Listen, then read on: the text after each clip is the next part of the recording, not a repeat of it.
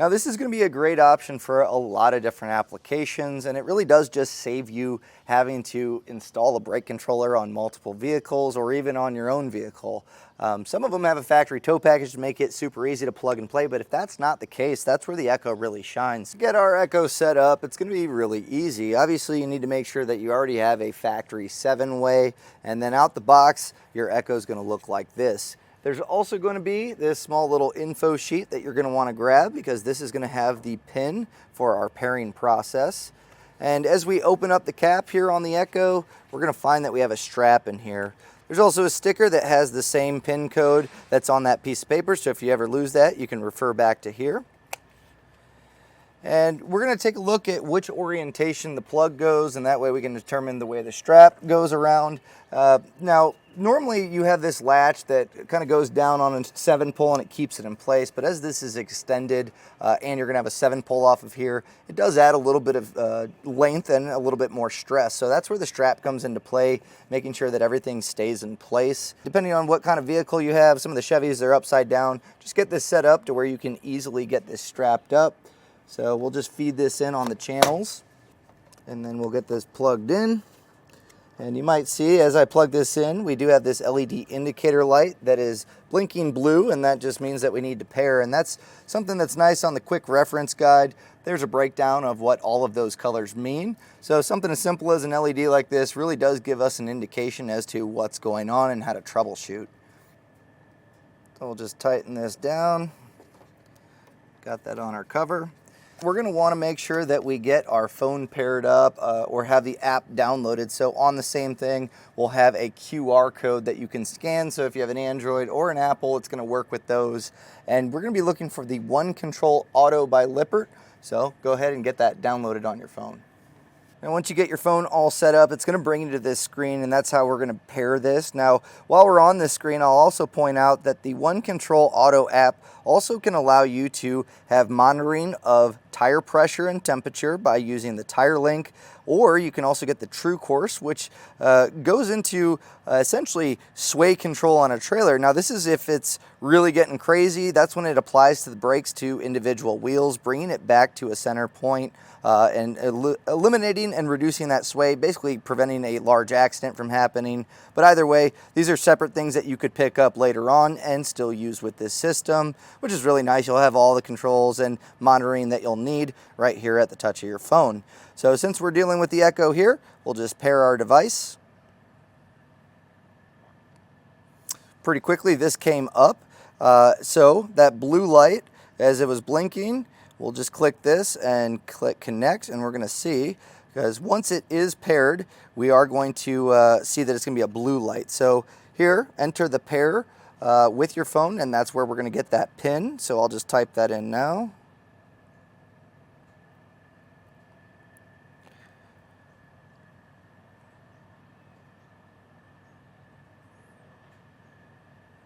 Pairing is successful, so if we take a look, that blue light is going to be solid.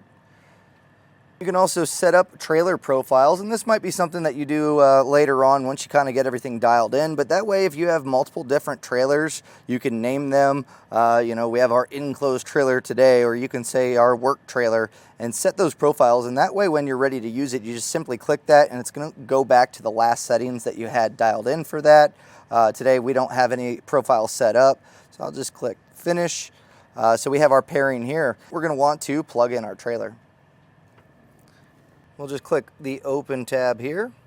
Now you'll see that our screen stays lit, and when you have this app open, it's going to stay like this. That way you have a quick, easy manual override button, super accessible. And then if you need to change the output or the sensitivity, pretty easy, just push of a button, plus or minus. Once you're happy with that, you just click save, and that's going to save that profile there. Same with the sensitivity. You have a 1 to 9 range. So this is going to be something that you're going to want to do while driving. You can adjust that, really get it dialed into that said trailer, and then when you're happy with everything, you can save that to the profile. Ours is on profile 5 now. It's just kind of, I think, a default there. You can also turn the hazard lights on and off, which is kind of neat. That way, if anything's happening and you need to pull off real quick, you can turn those on. And Something that I'll mention too, many people are concerned about, okay, well, my phone's not working and I don't know if I feel comfortable just touching this. There is a way to get a manual physical button, and the manual override is just going to be this coin-sized manual override button. It's just got double-sided adhesive, so you can really stick this exactly where you want, so it'll be nice and comfortable while driving, and it's just going to operate the same as pushing this button. Super easy to pair this. We'll just go down to, you'll see there's a little icon that matches our button. We'll then click pair device, and I'm just going to hold this down. You'll get a pairing request from that button. We'll just pair that up. Pairing is successful. And with that paired, you can see as I press the button here, that's going to show our gain and the output that we have just by pushing this. With everything all paired up and we're good to go, we're going to go test our new Echo brake controller, and I'm going to play with the adjustability on our trailer to get it perfectly dialed in. And as I apply the brakes, it's going to work in picking up on our brake output signal, just as normal brake controller would. So as I press the brakes, I can see that the orange bar is kind of going around the circle to let me know that it is applying those brakes slightly. I'm going to just press the manual override here once I get out on the road and make sure everything's stopping properly. And we'll kind of get up to speed here, and we'll give it a quick manual override bump. Oh, well, it definitely works. I can hear a little chirp in there. That kind of leads me to adjust my sensitivity and also the maximum output. So since it kind of, it's not necessarily too sensitive, it took a little bit, which is good. That's kind of what I want. But the maximum output's a little aggressive for what we need here. This is a unloaded trailer, so obviously you're going to want to make these adjustments while not out on the road. You don't want to be playing on your phone here. We're kind of in an industrial lot. There's no cars, but I do recommend making sure that you have either passenger adjusted or just make sure you're stopped when adjusting and then test it accordingly. So we can go back out on the road and then I'll hit our manual override again.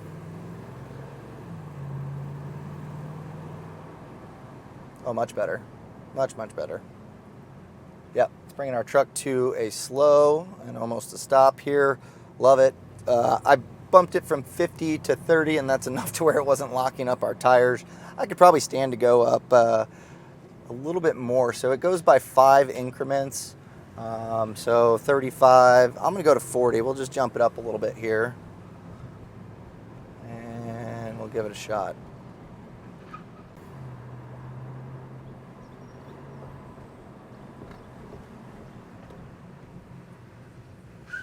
Perfect. Little skirting on the tires, which is totally fine.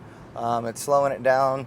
And then as I apply the brakes on the truck, it is progressive. So, the more you panic stop on the truck, it's going to really give it all that juice to be able to stop the trailer. But if you're just lightly tapping, it's only going to do it accordingly. So working really great.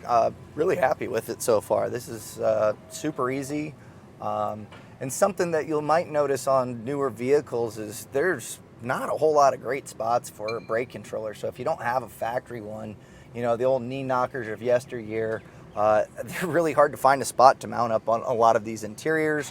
And there's other options out there for a small brake controller like the Red Arc, but this one also has some really cool potentials to be able to use it where it's not just a brake controller in your vehicle. It's definitely something that you can use for other applications such as a leased vehicle. You won't have to mount anything. You just simply plug it in and you can transfer it from vehicle to vehicle, which is also good if you have a fleet. You can leave the Echo with a trailer, and that way if someone with their work truck comes along from the crew, you can just have that Echo ready to go. They can put it in the back of their truck. You can set it to that profile and they're ready to rock. Something that a lot of people ask with the CURT Echo is, what if someone calls me? What if, I'm out on the road and as we use our phones for media or calls or whatever it may be, how does that work? Well, I have Thomas, who's behind the camera right now, calling me, and you can see this pops up. I'm able to answer it if I need to, and that way I can talk to him while driving and still have my manual override button ready to go. That's the same for a lot of different apps. It's going to allow you to still use those in the background. It's going to be running, and then that tab's there. So if I ever need to swap over, super easy. I can quickly You know, if me and Thomas are talking, all of a sudden I realize I got some sway here. Shouldn't be on my phone driving anyway, but here I am. I'm able to go back to that manual override nice and easy. With your Android Auto and Apple CarPlays that are being found on a lot of new vehicles, this will work with that. Now, you're not going to have necessarily an icon. It's not going to show up on your in-dash entertainment, but this will work with that. You're still going to be using your phone as that manual override. Now, another question, and I kind of mentioned it before, is if my phone dies, how does it work? Well, I have mine set right now to 55 and 4, and that's going to be a pretty low sensitivity. I don't want the brakes to really hop on too hard. 55 is definitely more than we need on this trailer and more than I would normally put, but I want to be able to see or hear that the tires are locking up while driving, and what I'm going to do is power down my phone.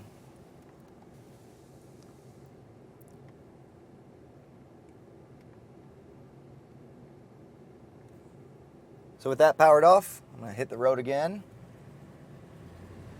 And something that we might want to check too is if our button works, and it does not. So the button only works when you have the app running. But since the phone's off, app isn't running, but that's okay. We still have our presets still in place from what I left it at when my phone was powered off. So we'll head back out on the road. I'll get up to speed, and then I'm going to jab the brakes and see if we can't lock it up. All right, about 25 miles per hour, we got a stop sign.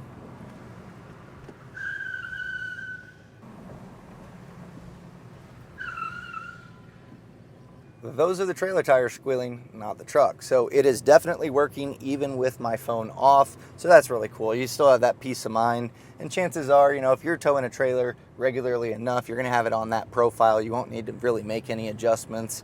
So if your phone dies, not to worry, it's still going to have brakes. This is a really great option for a lot of vehicles that maybe aren't noted for towing, so they're not have tow package on them. You know, it doesn't have that plug and play feature to be able to get a brake controller mounted up really easily, or if you just don't want to mount one up or have to deal with the install of running duplex wire for an ETBC7L kit.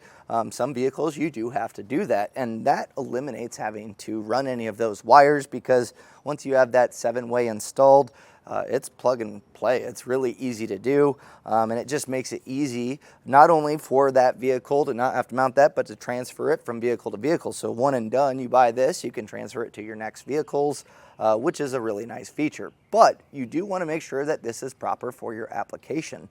This works with trailers that have 1 to 2 axles, so up to 4 brakes. Now, if your trailer falls into the 3 to 4 axles and you want to cover the whole spectrum of 1 to 4, there's still options available in the Eco family. So there's 2 different options. There's going to be an inline, which is kind of cool. It plugs into the back side of your 7-pole, and then you're still going to be able to use your phone app just as you would this, but instead of having the plug that goes into the 7-way, it'll just go behind there.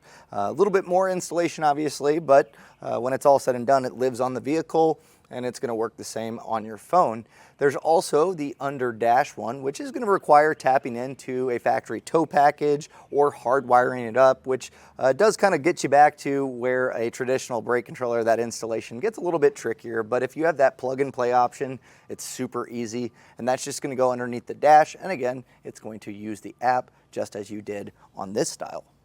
And this fills a really great need. Recently, I tried to install a brake controller, a pretty traditional style, on a neighbor's Cadillac SRX, which is not really something that you see towing too often, but it did have decent capacities, and he had a small trailer that he wanted to tow around. And this ended up being the best option. We couldn't find a spot to mount his brake controller, and this was really easy to use and still get all the same functions. But his question was, well, how does it know how much brake output that I'm pushing if I'm not tapping into the brake output signal? And that's a really good question. This has a built-in 3-axis accelerometer, so as that moves, it's going to know exactly how much pressure you're putting and how much to apply to the trailer.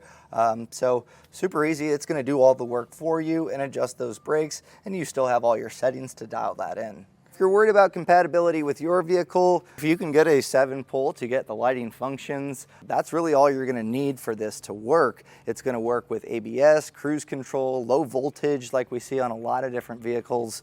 So this is a great option for a lot of different applications. And for instance, today I borrowed Sam's truck. And say we have this same work trailer that we share, and we take turns having to tow it around to different job sites. Well, if he doesn't have a brake controller, and nor do I on mine, but we have 7 poles, we can just leave this with the trailer, and then whoever's ready to hook up can just drop this into play, and it's going to be good to go. So that really does save having to install 2 different brake controllers on different vehicles, and that's why a fleet or a lease, something that you don't want to make permanent changes to, this just makes a lot of sense.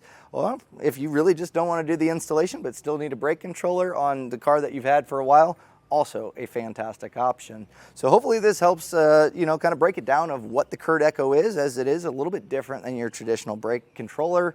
And hopefully this makes a good buying decision for you and your application. My name is Brad. Thanks for hanging out with us and taking a look at the CURT Echo brake controller. So if this video does help you get this installed and working well on your vehicle, let us know.